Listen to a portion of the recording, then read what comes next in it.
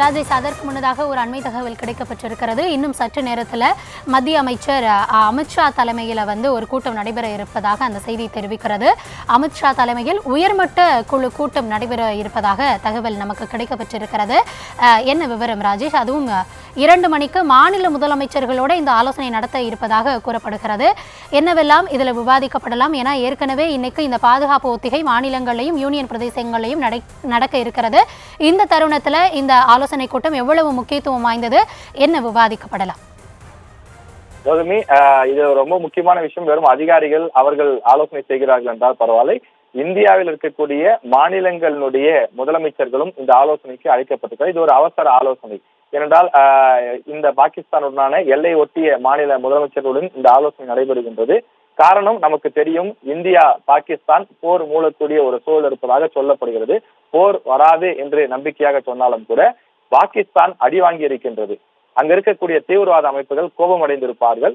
அவர்கள் நிச்சயம் பதிலடி தாக்குதலை நிகழ்த்துவார்கள். எப்படி நாம் அடிபட்டவுடனே 15 நாட்களில் இந்த பதிலடி தாக்குதலை நிகழ்த்தி இருக்கின்றோமோ, அதே போல தீவிரவாதிகள் அந்த பகுதியில் இருக்கக்கூடியவர்கள், எல்லையோர பகுதியில் இருக்கக்கூடிய தீவிரவாத முகாம்கள், இன்னும் மிச்சம் இருக்கக்கூடியவர்கள், அவர்கள் பதில் தாக்குதலை நிகழ்த்துவதற்கு திட்டமிடுவார்கள். எனவே இனி இந்தியா அதிக விழிப்புடன் இருக்க வேண்டிய தேவை இருக்கின்றது. இந்த 15 நாட்களில் அவர்கள் ஒரு தாக்குதலை நிகழ்த்தி விட்டோம், இனி நாம் சென்று அடுத்த போராட்டத்திற்கு, அடுத்த தாக்குதலுக்கு தயாராவோம் என்று சற்று அசந்திருப்பார்கள். ஆனால் இந்தியாவை பொறுத்தவரை தொடர்ந்து விழிப்புடன் இருந்து வந்தது, பல்வேறு ஒத்திகைகளை நிகழ்த்தி வந்தது, பல்வேறு ஆலோசனைகள் செய்யப்பட்டு இன்று அந்த பதிலடி கொடுக்கப்பட்டிருக்கின்றது. இனி அந்த தீவிரவாதிகள் இந்தியா மீது, எல்லையோர மாநிலங்கள் மீது, எல்லையோர பகுதிகள் மீது பதிலடி தாக்குதலை கொடுப்பதற்கான வாய்ப்பு இருக்கிறது. நாம் முன்பே குறிப்பிட்டது போல பாகிஸ்தான் வெள்ளைக்கொடியை வீசினாலும் கூட இது ஒரு வகையான போக்கு காட்டும் விஷயமாக இருக்கலாம் என்று சந்தேகிக்கிறார்கள். அவ்வளவு வெளிப்படையாக உடனே மாறக்கூடிய நாடாக பாகிஸ்தான் இருக்குமா என்றும் சந்தேகம் எழுப்புகிறார்கள்.